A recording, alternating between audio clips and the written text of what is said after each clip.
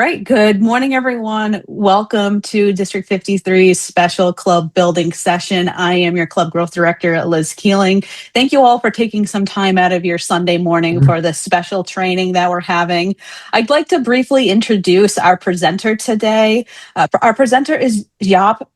Russchenberg. He is a past region advisor from Europe, also was awarded the Presidential Citation in 2020, which is a very high honorable award that's presented by the international president to folks throughout Toastmasters. And he will be giving a session today on club building, how to build clubs, where to get started, and there will be some action items for all of you at the end of the presentation. So Jaap, I hand the virtual lectern to you.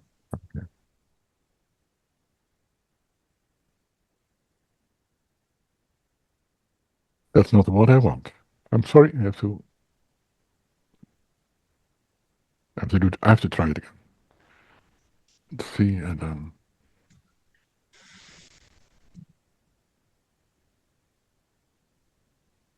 yeah. Welcome. Let's first. My name is Jaap Russchenberg, and I will present this afternoon a workshop about building clubs. But first, I'd like to talk to you about why are we in Toastmasters. Let's go back to the first initiative. I like to do this. Yeah. Why are we in Toastmasters?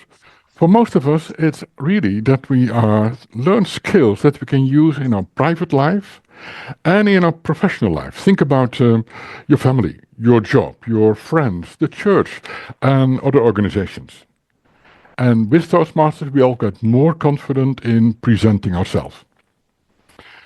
In this workshop, I'd like to discuss the possibility to work on your leadership competencies by starting a club.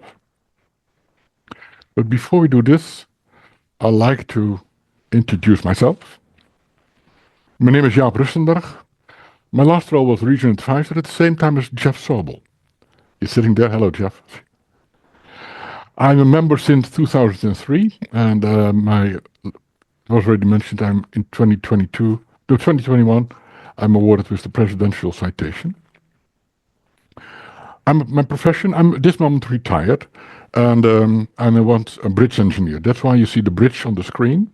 It's one of the bridges I worked on. It was a different bridge in the Netherlands, but I've worked in bridges in the United States too, in Columbus, Ohio, in Indianapolis, and some other bridges in the United States. And during one of those projects in the United States, I met my wife. She was born and raised in Cincinnati, and I met her in Indianapolis, and now she's living here in Holland. So this is a little bit about myself, and I like to start with, I have a question for you all. Before we start with, okay, about starting a club, but why would we start a club? What problem could a Toastmasters club solve? I have here a Mentimeter, and I'd like to challenge you to scan the code and give your answer about what you think what problem a Toastmaster club could solve in your life, other people's life, and let's see what kind of word cloud we get.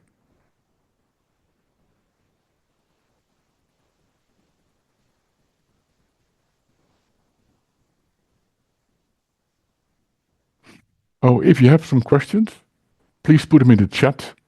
And there is, after each section, there is a small time we can discuss the questions.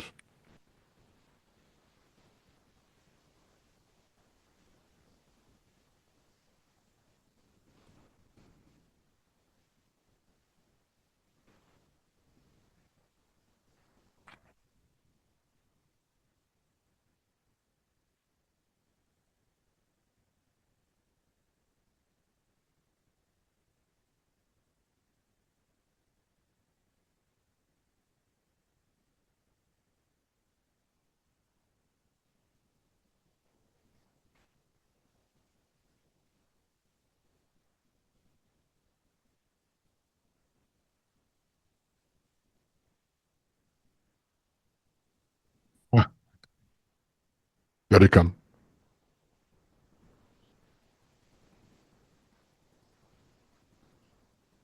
Build stronger networks. Great, yes. Engagement, improve communication. Fear of public speaking. I think that's a lot of us has the same problem by public speaking. Leadership goals, better leadership, membership. But I see build stronger networks is really a very important part of why we should build Toastmaster clubs.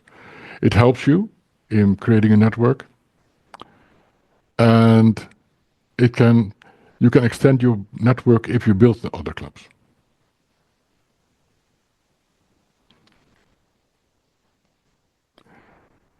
Give myself and others some. Okay, that falls. Poor communication, that helps people. Yeah. But I think the most important thing, we all think about public speaking, networking, gaining confidence, communication, leadership skills. But I think the most important one is build a stronger network. This is, I think, what we all think about. So we all have something in common. We like to work on our leadership skills, on our communication skills, and on our network. So that's why we like to talk about what are the first steps in building a club. I don't want to talk about, and so the objective for this session is, let's identify what kind of clubs we have. What do you need to create a club? And how make the first steps to start a club? I will not go in depth until the last moment to charter. I like to focus more now on what are the first steps in building a club. Let's first start with the type of clubs. This workshop is based on community clubs. Now you see the definition for the community club. And corporate clubs. There are other clubs too. You have the advanced clubs, you have the university clubs, perhaps the gavel clubs. I don't want to talk about that. The majority of the clubs are in community clubs or in corporate club. Now the community club is open for all members, general public. And the corporate clubs is, let's say, is sponsored by the organization and is mainly for the employees. And our first club I would like to explore is a community club. Who of you who have created a club before know a club only starts from if you have a few people want to say, we like to start a club. I remember I was a member from the Toastmasters in The Hague. That was one of the clubs I was the founder of. It was the second club in the Netherlands. And we had to travel for an hour, 30 minutes to 45 minutes to get to the club. So my wife and I decided to start a new club very close to our house. So we found some people around us and we started talking about how we can start a club close to our house. It was beneficial for us. We had to travel 15 minutes. That's easier. But that is the first step. But make it serious, you have to find club sponsors. So the club sponsor is always assigned by the district. It's a part of the DTM program. People can have a benefit from it. And a club sponsor is mostly a very experienced Toastmaster. Now, in our case, we were experienced too. I was already 10 years a member of a Toastmasters. So we became a club sponsor. But if you want to start a club, you have to need some money for the registration fee. You need some money for renting a room. You need have some other expenses. So what we did, we asked our home club, can you be our sponsor for our club? So we got a loan for $500. And this loan was meant for paying for the registration fee and paying for the first expenses. And the rule was, if we get chartered, we have to pay the money back. If we not get chartered, we don't have to pay the money back. That's just, and they gave us $500. Or 500 euros in our case, but it's approximately the same as $500. And it helped us to go through the first phase of starting a club. But then it's important to know, you can say, okay, I make a brochure, bring it to the church or somewhere else. We start a Toastmaster club. But we thought about, no, who will be our target group? So what kind of industry do we have in our area? Now, in our area, we are in a university city. We have a lot of organizations, companies who are aligned to the university, do some research. So a lot of people who want to need the presentation skill to give information for their job. People work on the PhD, or people, let's say, work in research and have to present what they've achieved. So our target group became young professionals, people who just finished the university, did some work in companies in the area, and that was our target group. So we identified our target group. So our club now, Leiden Toastmasters, where the club we started, still exists, but we have a lot of people from the university or to companies aligned to the university. So our target group was clear, so we could focus our marketing on this group.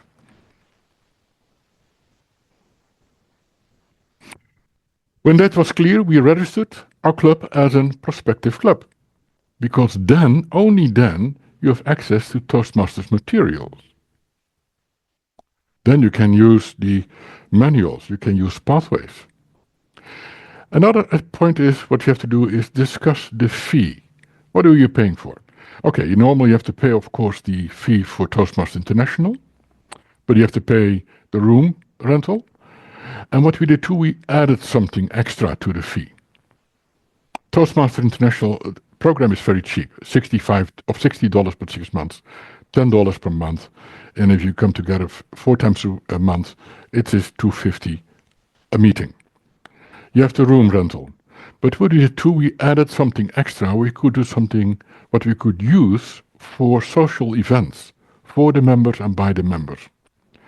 Because I see a lot of discussion about the fee of the Toastmasters Club. Don't make it too inexpensive. People like to pay for something. I pay $250 per year for my Toastmasters Club, for my Toastmaster membership. That means my Toastmaster fee is paid for, the room rental is paid for, and there's something extra. And once a year we have a dinner, and a dinner in June. A part of it is paid by the club, the fee what we have, and a part is paid by people attending. So that's a kind of a social event, and that is really helps us to cover the cost and makes it, the networking part is then very important. So, and we have a Christmas party too, and that will be paid by the club. That's really, you can organize for your members something special. Discuss the club meeting tool. You become more, let's say, professional. You show more professionalism if you have a club meeting tool like Free Toast Host or Easy Speak. I think in the United States they use Free Toast Host. In Europe they use Easy Speak. Because then you have your agenda, very professional. Each time you have a meeting, your agenda is ready. People can register via the meeting tool. So if you register at Toastmasters International as a prospective club, you have access to pathways. You have a meeting tool what shows your agenda. That means already you show professionalism. And people want to join a club if they see professionalism or quality. One of the things I like to tell too, don't take a room what is, I think, shabby. I give an example. In 2006 I was area governor in that time. And I had to visit the club. Now the club was in a small room from AA. All chairs were different. It was a mess. It was not really nice organized.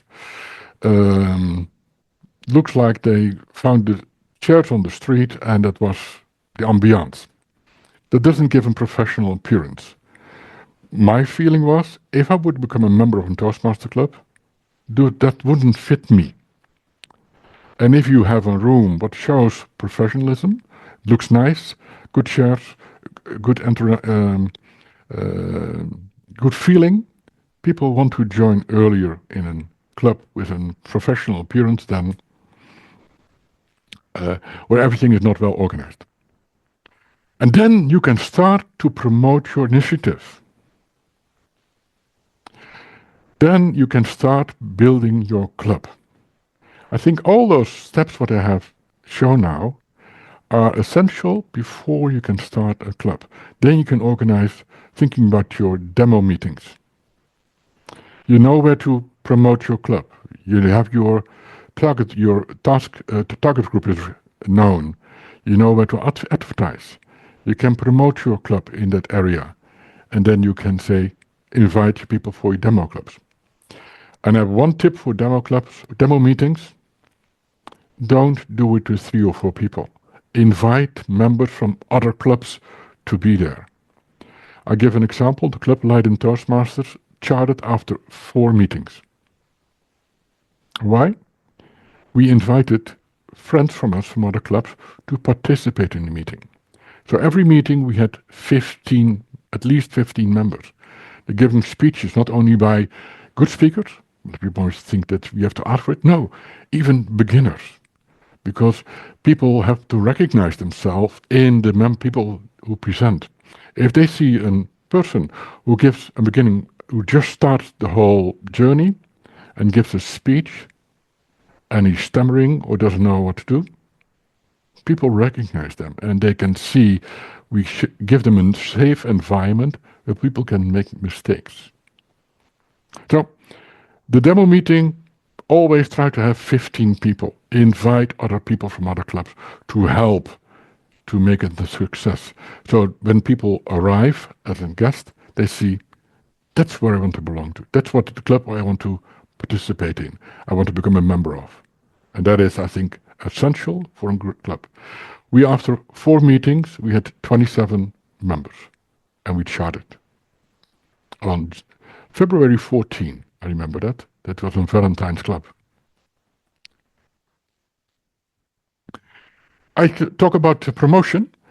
My wife and I were a few years ago in New Zealand, in Christchurch, and we saw this on the street.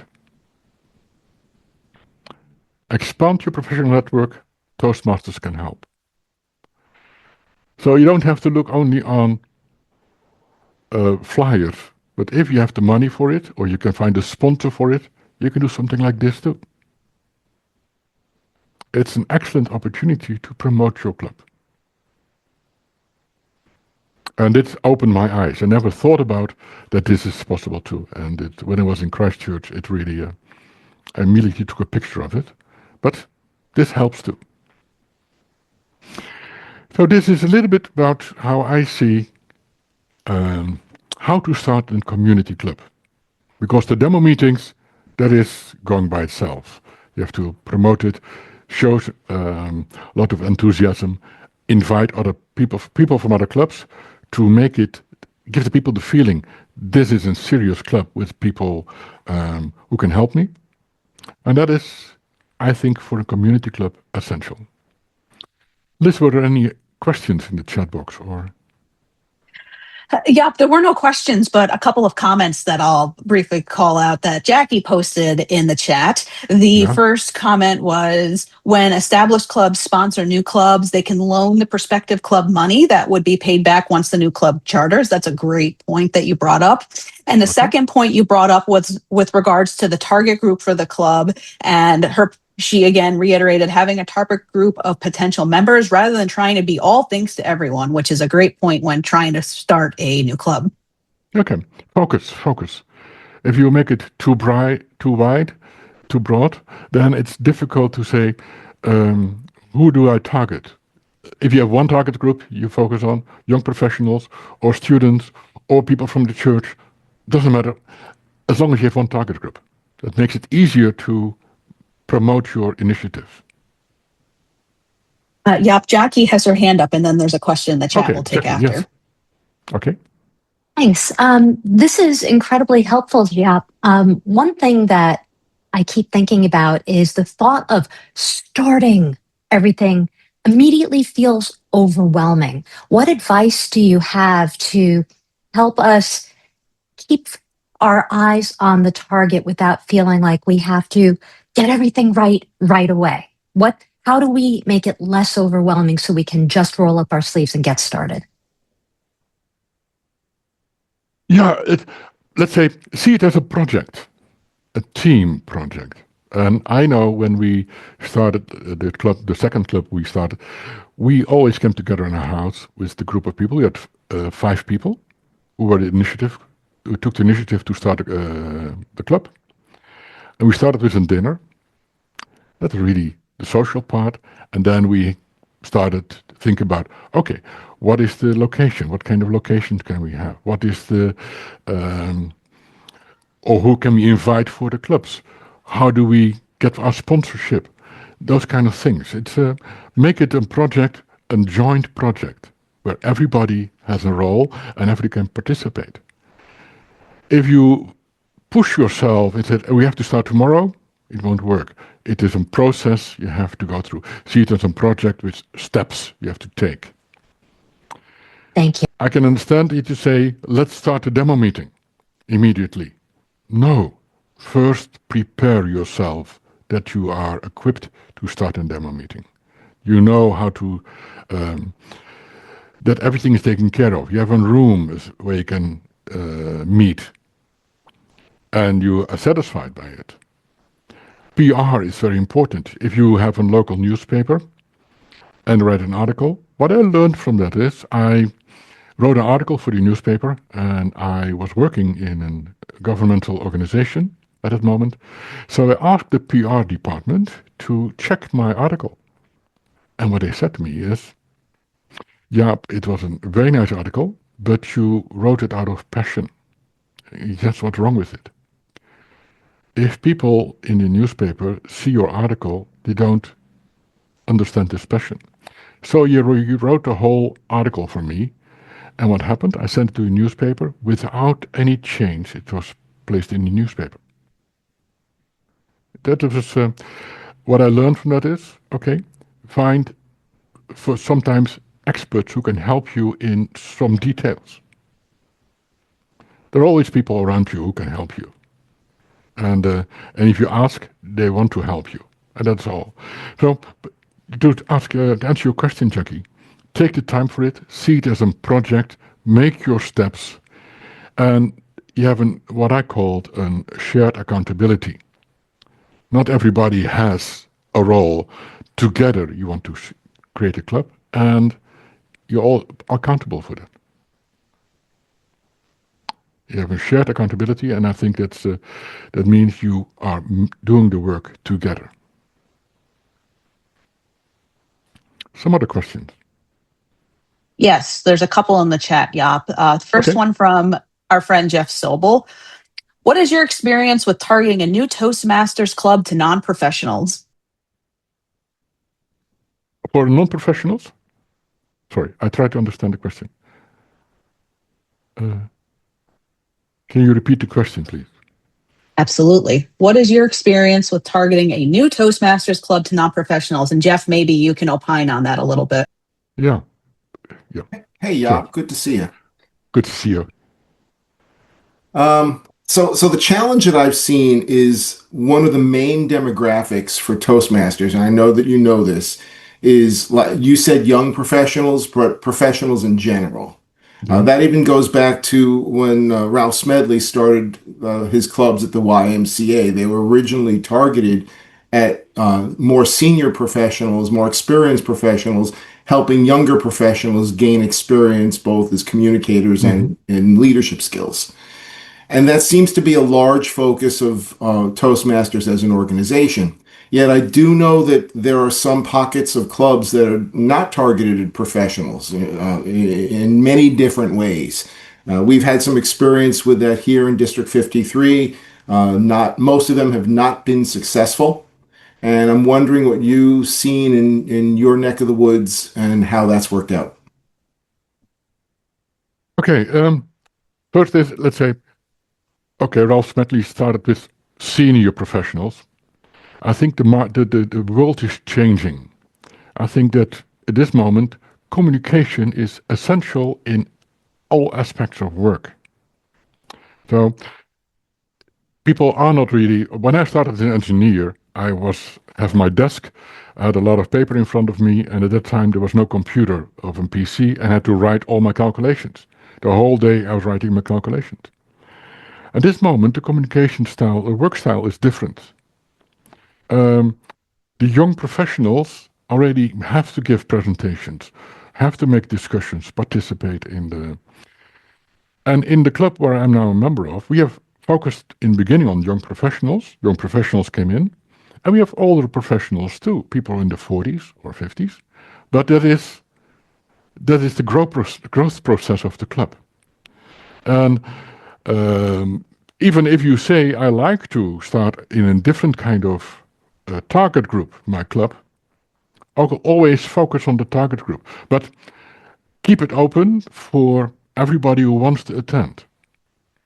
But the marketing is, let's say, for a certain target group, especially in the beginning, and how the club will develop in time, I don't know.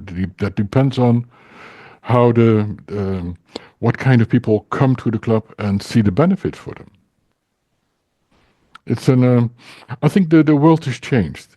If I compare it with 100 years ago, and that is, you see more and more communication is essential, and we see at the same time that people communicate less in person and communicate more via their screen in their hand. And that is a dilemma for us. That's a point for us. But that's why I'm thinking focus on people who need communication for their work, because that is important. And for small companies, it's impossible to start a corporate club, but those people have to present too, because it is beneficial for them. If you have a role in a church and you have to give presentations for people or doing training, Toastmasters can help too, because it teaches you how to communicate in a proper way, present in a proper way. So what I'm trying to say is try to find a target group in the beginning, and that the club will evolve itself and and each club gets its own identity. And some clubs stay with young people. Some clubs will grow to older people. That's fine. But that is the first initiative. That is most important part for the identity of the club. And then So Jaap, if I can follow up with you briefly. Yeah. So what I'm hearing is that, and again, I'm implying this from what you're saying, that it might be easier to target a professional demographic for starting a club than possibly a non-professional demographic. A bunch of blue collar employees, folks that work in factories and similar types of positions. Yeah, I didn't want to say it, but let's say most people who want to join a Toastmasters club want to see what benefits me. Mm-hmm. And if somebody from we have in our club 2 people who are blue collar, let's say it this way, but they join the club in a way that and they feel at home and they really grow in what they do.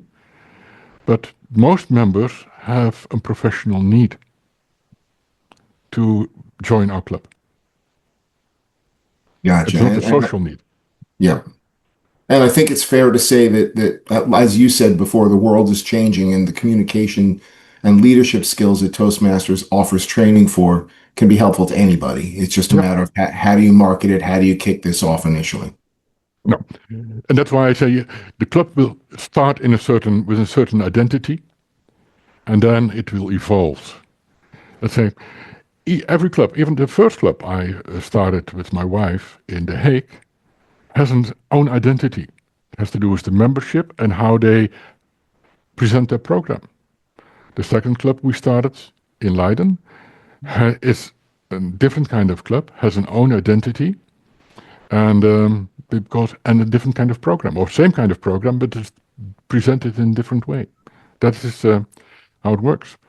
And people become a member of a club what belongs to their identity. That's why I always tell people, if they come for a visit, if you want to find a Toastmaster Club, great, you're welcome here. But if you want to find, why don't you visit other Toastmaster Clubs too? Because perhaps you'll find the club what fits you. You're Thanks, always Jaap. welcome here. Yeah.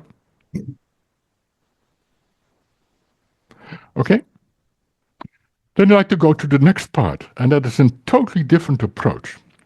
We talk about corporate clubs. And corporate clubs is a different approach because what I saw here in the Netherlands, and that's why corporate clubs here in the Netherlands are not so successful, was not successful.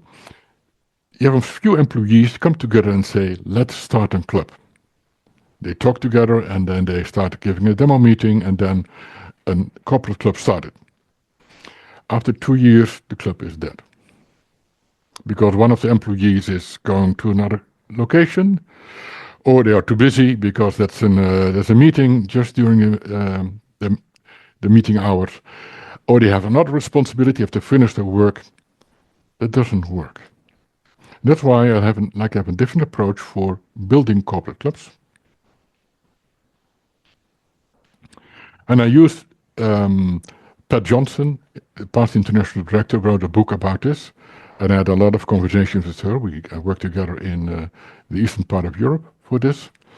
There are two very important aspects before you can start a corporate club. Identify the need of the stakeholder, I come back to that, and identify the decision maker. Identify the stakeholders. We have 3 types of stakeholders. First, the organization. We have the club itself, and the manager, that's the decision maker. Let's first identify the organization's stakeholder. Because what are the company's goals and visions and strategy? That is very important. You have to know what kind of company is it. Perhaps the company is working on a stronger communication culture. Now, and Toastmaster can help to improve listening, delivery feedback, etc. Perhaps the company has a very strong professional employee development. Now, and then the staff with Toastmaster can be better presenters, negotiators, etc. Or the company is looking for a cost-effective internal training. Now, Toastmasters is not so expensive, and is an affordable way to help the employees to grow. So first I have to find out what kind of company is it? What is their need? And especially for the companies with educated professionals, they need those kind of things. They want to develop their employees. They want that the employees are able to negotiate or represent themselves outside the company. Second stakeholder is the manager. You have to identify who is the decision maker in the company. Who can help me to start up the club? With whom do I have to negotiate about what kind of club do we want? What does the organization want? And that is very essential. I come back to this next slide. And the other part is the Toastmaster Club in the company. What kind of Toastmaster Club do you want to be? How do you want that it fits in the organization? Who is paying for the fee? Are we meeting during business hours or after business hours? How do we want to be recognized by the organization? All kind of aspects, what I think is essential before you can think about starting a club. And if you found an organization, you think, okay, this is great to start a club, a corporate club over there, then we have to find, okay, with whom they must have the conversation. It's not an employee, but mostly it's somebody in the organization who can help you. Think about an HR manager. An HR manager is responsible for qualified employees. Think about perhaps a person who's responsible for education and training. He is responsible for well-equipped employees, that they are able to do the job. Or perhaps this is a CEO or a manager of a company who's accountable, responsible for the end results. Okay, perhaps this will be important to contact that person, because you need a person who can make the decision, where you can negotiate the conditions how to start a club. And I mentioned already a few of them. The fee, who pays the fee, when can it be held? And I think recognition is very important. Another important part is, do you know somebody in the organization who knows this person? So you have an entrance. Personal relationships, that helps, of course, always in a conversation. And then you have to find out, what are the interests of this person? Every manager has a personal goal. And every manager wants to have a kind of a win-win situation. If he or she is helping to start up a club and it fails, then the manager fails. So we have to create conditions that it will be successful. Can it be a win-win situation? Let me give an example from the Netherlands. We have here in McDermott, it's a huge, I think, global engineering office. The HR person wanted to start a Toastmasters organization, a club in the organization. Okay, he took initiative, he contacted the Toastmasters, and we had a discussion with him, and we created conditions. The fee would be paid by the organization. The room was equipped, we could use the room in the organization, of course. And because it's very strict, we had to have very high security measurements. We had to had a special room for our meetings. The second, what the most important was, the organization recognized the achievements of their employees. If they finished a level, it was recognized by the organization. And one of the active things, what I really was amazed about, once a year, the executive board of the club had to come to the management and explain their club success plan. And explain what they have achieved last year. And they gave the presentation, got a small bonus for a voucher or something like that, but they were recognized and seen as really a big part of the organization. So this club is flourishing after 6 years, 10 years already is still flourishing. People go to this club because it's a part of the organization. Managers promote the club, and that helps, let's say, the continuity. So it's not a private initiative in the organization. I have another example, Shell. Shell, this is a big organization, global organization, and a few people started the club. And they thought it's great, but the management didn't took it serious. They even qualified the club as a kind of a hobby club, like the chess club they had or the bridge club they had, and Toastmasters was similar. So they never promoted it. Until somebody from the Department of Education and Training came and said, wow, this is very essential for organization. If they had done it in the beginning, it was taken serious from the beginning on. And now it took a lot of work to convince the management that that the Toastmaster Club is beneficial for the organization. So the first steps are very essential in starting a company club. First, do research to the organization. What are the really needs? How do you want to work with the employees? Find a decision maker. Negotiate with the decision maker what kind of conditions we can have for starting a club. Recognition is important, that the company recognizes the achievements. And that the company promotes that if a manager says, okay, I think the best thing you can do is join this Toastmaster Club, it helps your communication skills. And then ask during the reviews, how's your progress? How's your progress in the club? Have you achieved something? And that means that the club is a part of the training program, education and training program of the organization itself. Then you see a corporate club will be successful. And it is then a win-win situation for the club and the organization. So this is, I see, the first steps how to start a corporate club. Some questions so far. Yeah, yes, we have a lot of great questions in the chat. And given that we have about 20 minutes left, I think at this point, if it's all right with you, that we pivot to answering all of the great questions in chat and forego our breakout sessions that we had originally planned. Okay.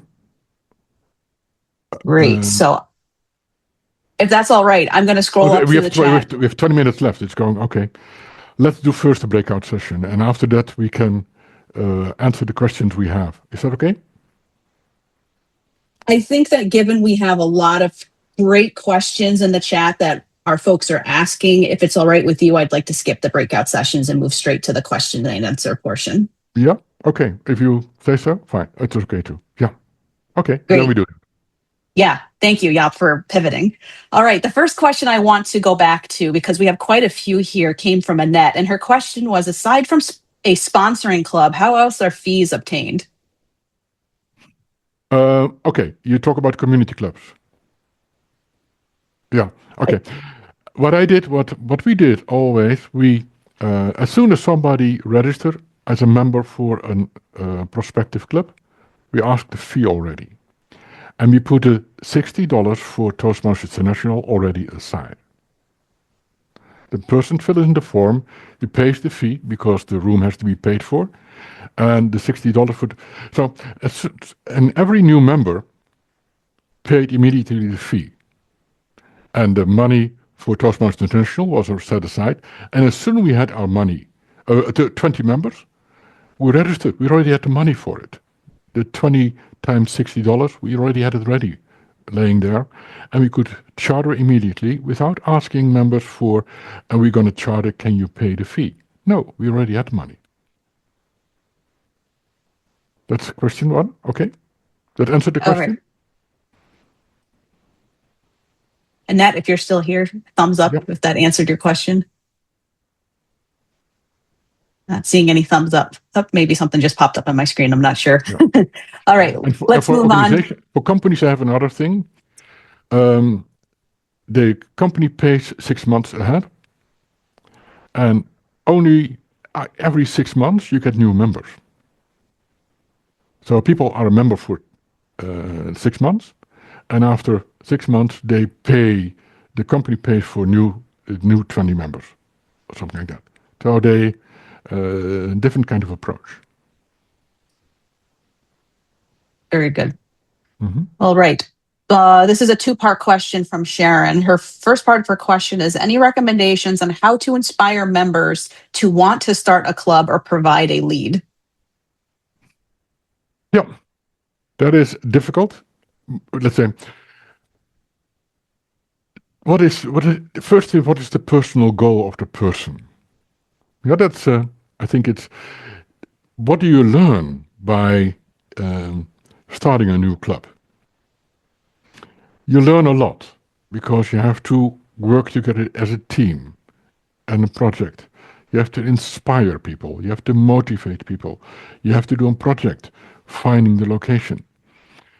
And all those competencies will be developed and it's beneficial for your private and for your professional life. And how do you inspire people to start a club? I don't know, because what I did, we just started the club. And we thought, in the Netherlands, we thought, okay, it's time to start a club in this area. We see a need. And we started the club. So we had a kind of a drive to start a club.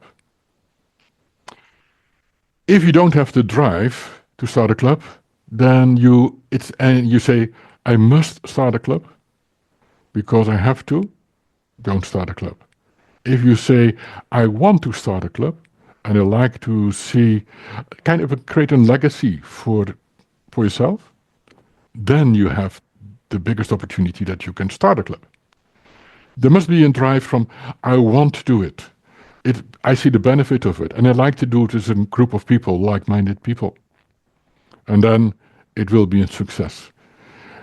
Suppose you're in a club and you see we are growing from 40 to 50 people, and you say, or you want to move somewhere else, find some people and you want to start a club. First find people who really have the same idea as you. We want to start a club and make it a joint project. So, and that is already a nice challenge too. That you motivate people, inspire people to work together with you to start a club. I do not believe that if we go to the club, let's say, and we say, we'll start a club tomorrow, it won't work.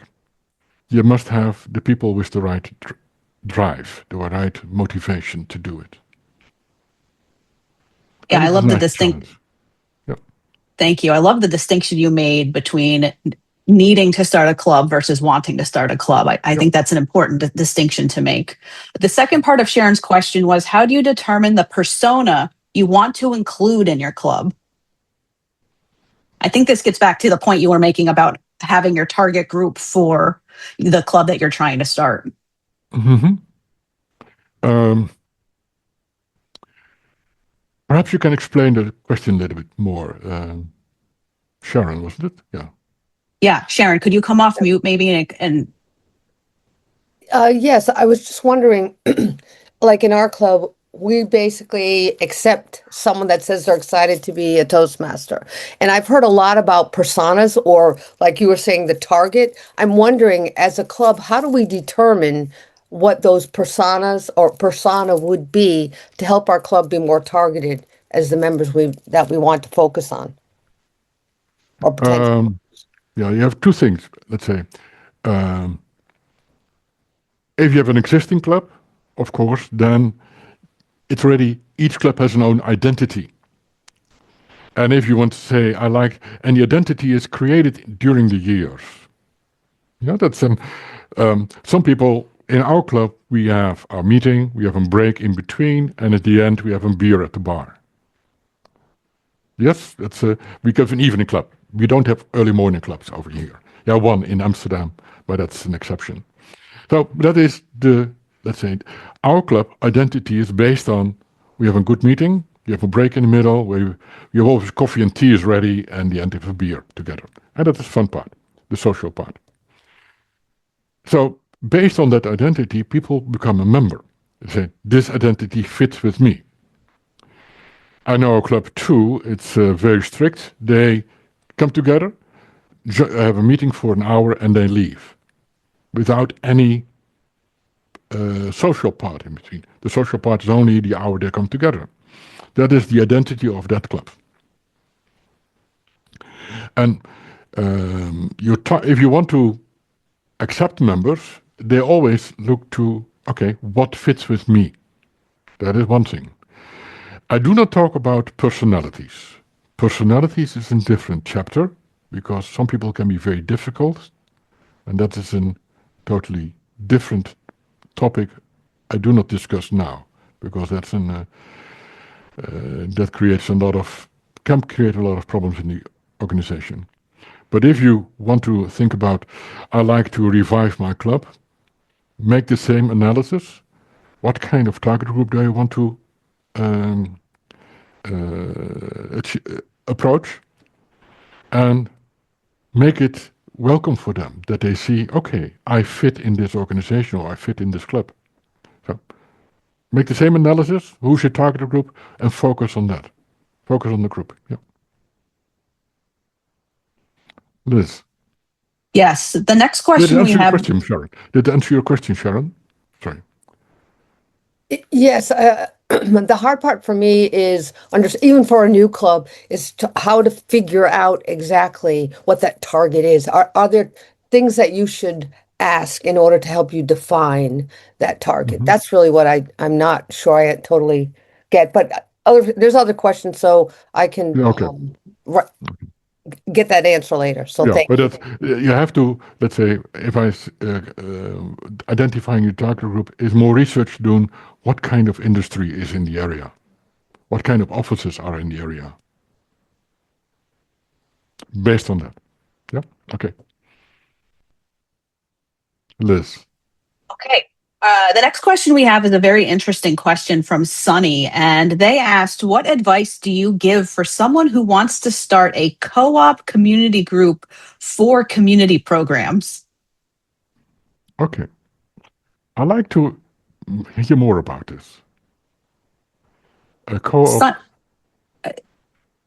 I agree. Sunny, would you be willing to come off mute and give us a little more detail on your question and the example you provided?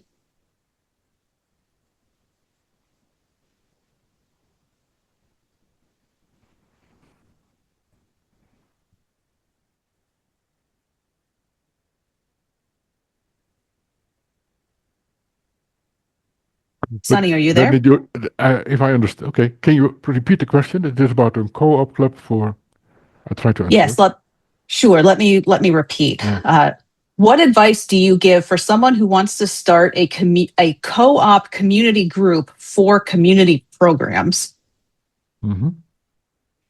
First, you have to find people out of this community who want to help with the same goal. We want to start a club. That is, Correct. you have to find the team who wants to work on that goal to start a club out of the same community, because that is, if you know this community or this, yeah, then you and you have people from this community, it's easy to work with. From outside, it's not possible. The second is, okay, what is the need of this community? How can I fulfill the needs of this community? And then you can make your next steps, promotion, and those kind of things more. And that is, for me, start always with people, like-minded people, who have the same goal as you have. Don't do it on your own. That's a lot of work, and because you have to create a network of people around you who want to help you to achieve your goal. And for that, you need your community. And if you ask for help, they will help, but you need your community to be successful. Okay? Okay, thank you. Thanks, Sunny. Okay. All right. Our next question comes from Kathy. "I'm mentoring a corporate club where the employees are spread across several time zones within the United States. It is difficult to share district event opportunities with the members. What is a best practice for encouraging employees to expand their Toastmasters activities when their home district is so far away from where they live?" Yeah, that's a dilemma.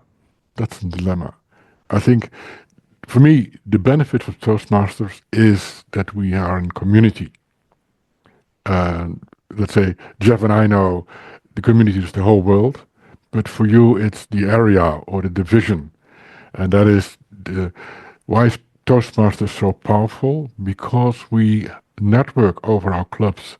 We share our experiences within the clubs or over the clubs. We share our knowledge. We help each other to, if necessary. We have our area conferences where we help. We give workshops over in other clubs. That is really, the networking is a very central part. And for organizations, let's say, or clubs who are more online, that part is difficult. I do not have. Do you have a tip for that, Jeff? I'm sorry, Jaap. I was actually responding to a chat question. Now, if you have, let's say, a corporate club with people who are members online in different time zones, how can you bring them into district activities, those kind of thing? Yeah, it depends on the district activity. If you think about it, a lot of times districts will have online only activities, and that could work for a club that spans multiple time zones, obviously depending on the time. For in-person activities, most districts seem to have moved towards in-person only, which is very reasonable. So it can be a challenge to bring in folks who don't physically live in the geographic boundaries or nearby, or even other time zones. Um, yeah, I beg the question honestly, as depending on the size of the club and how they're organized, is there an opportunity to strengthen an individual club within the district geographic boundaries, as well as in other places, and form two or three clubs from that one online club? But that's a deeper conversation for probably Yeah, but beyond the scope of here. yeah, yeah, it's difficult, and I think um, perhaps the corporate organization can have once a year a Toastmaster meeting in person and bring all the people in. That's a possibility, but that's cost a lot of money. But perhaps there's a possibility to bring people in and then let people meet each other. But I know Shell has a lot of clubs and they have online meetings with people over the world. Yes, that's I don't know. I do not have a clear answer on that, and I think it's the in-person contact is essential. Let's say for the success of on the local level, but how can you bring those people in from Japan to New York? That is difficult, I think. Yeah, Liz. Thanks, Jaap. We have about 4 minutes left today for the training. If you want to move to your conclusion or closing of the slides, I think that would be opportune now. Okay, because it's an okay. Important is, of course, what's in it for you. That is really essential. If you want to start a club and you have the, let's say, the drive to do it, the initiative, and you want to take the initiative, you find the people you want to work together with to make this work. You have to motivate people, inspire people. You grow as a communicator. If you are able to bring people in, you grow as a communicator. You develop real leadership skills because you have to do the project. A project with a beginning and an end. And if you charter your club, you are successful. And how do you do PR of your club? How do you find the location? All kind of things. You strengthen your coaching and mentor abilities, project management experience, create a supportive community, of course. And that's what I said too when we started the club in Leiden. We asked the clubs around us to help us. And we had always 15 people at our meetings, at demo meetings. They helped us. And you expand your network and you have a long-lasting legacy if you start a club. And that is really, I think, the benefits of the club. So what I said today, I gave a little bit the highlights of starting a club. What do you have to do before you start your demo meetings? Because the preparation is essential. What you get out of it, if you want to start a new club, you see them on the screen. But I have something special for you. When Mohan, Liz, and Jackie discussed this program and we thought about, can we give some assignment to you? Because the most important people is not the trio who are running the district, but you are in the field. You know exactly how the situation is. And what we need from you is, can you list 5 companies or locations that can be potential sites for a Toastmasters club? You don't have to start a club, but you say, in that area or in that company, that can be a possibility for starting a Toastmaster club. Perhaps you have 5 places or public events where you can promote Toastmasters as an organization, what the benefits can be for the people. As last, list 3 benefits that people will gain by joining Toastmasters. And if you give these answers, send it today to the club growth director, Liz. And I think perhaps she hasn't, for the club who will chart it the first based on your lead, there will be a surprise, I think. Is it, Liz? Yes, there will be a surprise, and we do have incentives around providing this information. Okay. So my challenge for you is answer those questions. Do it now, after this workshop, because everything is your mindset is still there. If you wait a day, it's over.